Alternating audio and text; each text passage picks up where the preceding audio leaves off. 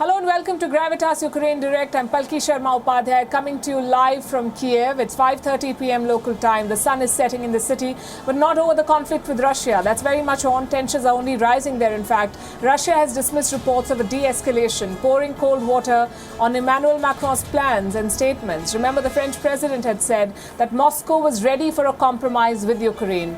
The Kremlin says, not so fast. It wants more assurances from Europe. It wants more security guarantees on NATO's expansion.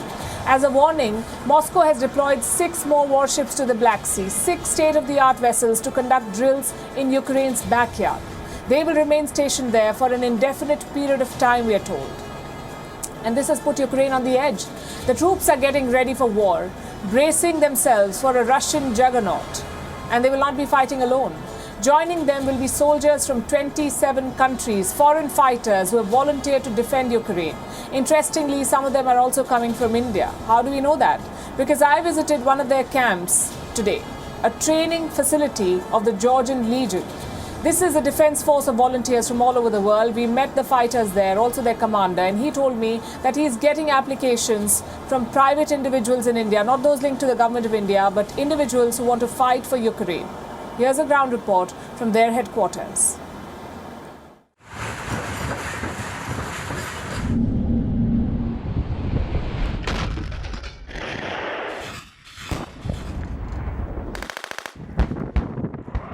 Ukraine is getting war ready. As world leaders shuttle between capitals to strike peace,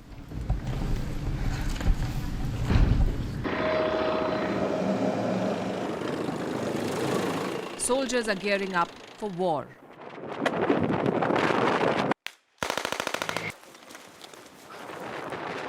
In sheer numbers, the Ukrainians are no match for the Russians.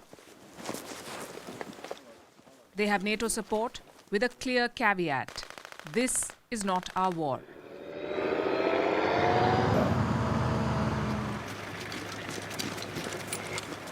So who will fight with Ukraine if Russia does invade? Soldiers from 27 countries, including India. They are training for war. We are at the garrison headquarters of the Georgia National Legion. This is a paramilitary force that is supporting the Ukrainian military. These are foreign fighters. They used to be a frontline unit in the eastern Donbas region.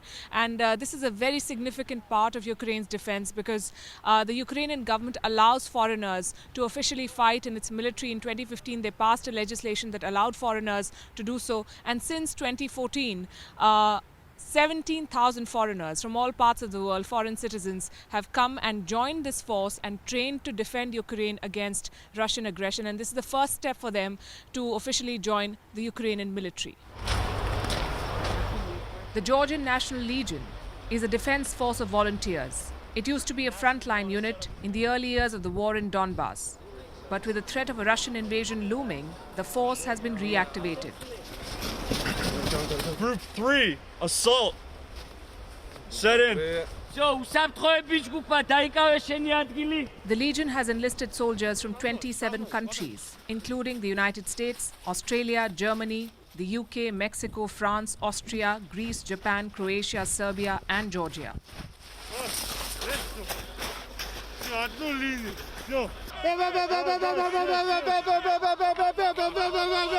Some of these fighters are knee-deep in snow, and these are people who've traveled from all over the world to fight with the Ukrainian forces. The trainers here say that they get hundreds of applications every day of people who can come and join here. Earlier, the clearance took up to 4 months, but the government has since streamlined the process as it readies its defenses to take on an aggressive Russia. Its commander, Mamuka Mamulashvili, is a veteran of 4 conflicts against Russia. Mamulashvili receives hundreds of new requests from potential recruits every day. He says he's also getting applications from people in India who want to join the war in Ukraine. Generally, we had applications from different countries, many different countries, so there were applications from India too. I know it's quite interesting for me myself to understand why people are motivated to help Ukraine and to help them defend their freedom. In my opinion, it is the place where today democracy should be defended by everybody.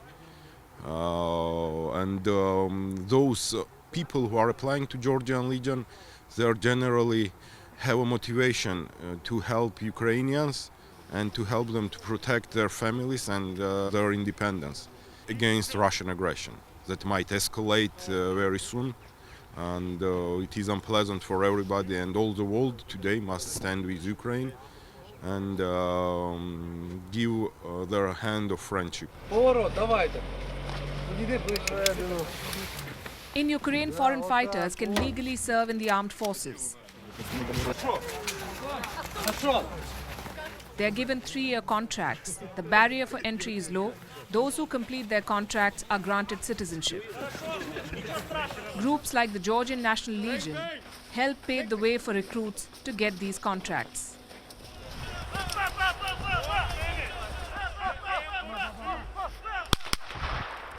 Meet Emmanuel. He is from Albania.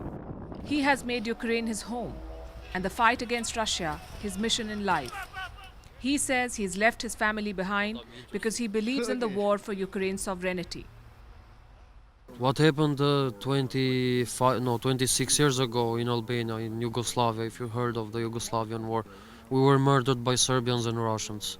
Then Georgians were murdered by Serbia and Russians too, the mercenaries in the Georgian border. Now in Ukraine is happening the same thing, so we have one same enemy in different years. It doesn't matter how many years after, we just have the same enemy. And we're all here together in this thing. So. And is your family okay with you fighting in a foreign land for other people? My family, all of us were military personnel in our previous lives. I mean, in our life in Albania, so all of us has shot guns against Russia or Serbia. So they really supportive. They're supportive, and they will support me always in this thing. I just know that.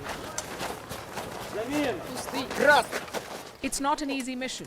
What drives people from far-off lands to join the war effort in this punishing cold? It's certainly not money.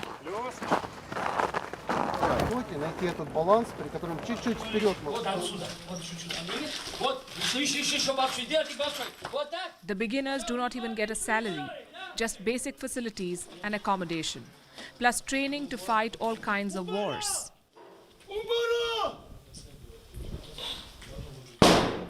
First is security.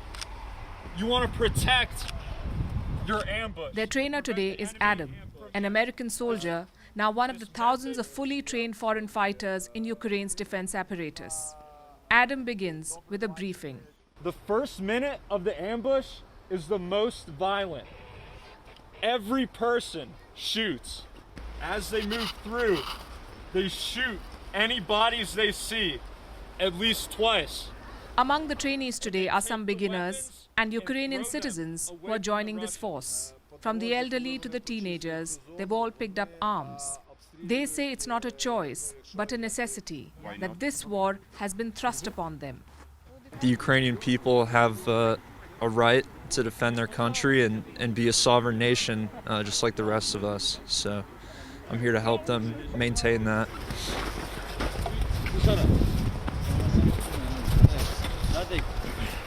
Do you think these people have that spirit? Do you think they're ready to do what it takes? Because fighting a war is not a weekend affair. It's going to take a lot of commitment. You don't know until it happens, but the fact that they're out here now shows that they want some kind of training. I hope a lot of these people don't have to fight.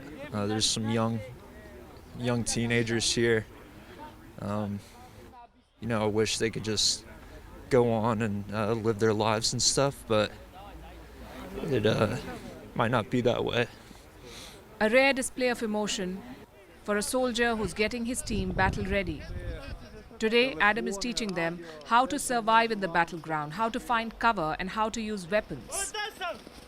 This is a typical war drill. They're training for an ambush, and this is in terrain very similar to what you see on Ukraine's border with Russia, deep in snow. They've come in a formation and they're trying to figure out how to take on the adversary and how to take back the soldiers who may be injured in an ambush. Bang, bang! Bang, bang. NATO might not send its soldiers to Ukraine, but citizens in NATO countries and many others are volunteering to fight. In the last 8 years, thousands of them have poured into Ukraine. In the last few weeks, the number of applications has shot up significantly.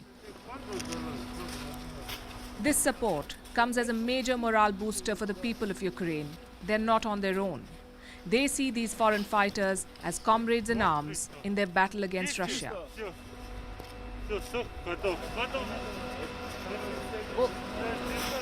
With the WION team in Ukraine, this is Palki Sharma reporting on the biggest flashpoint in the world.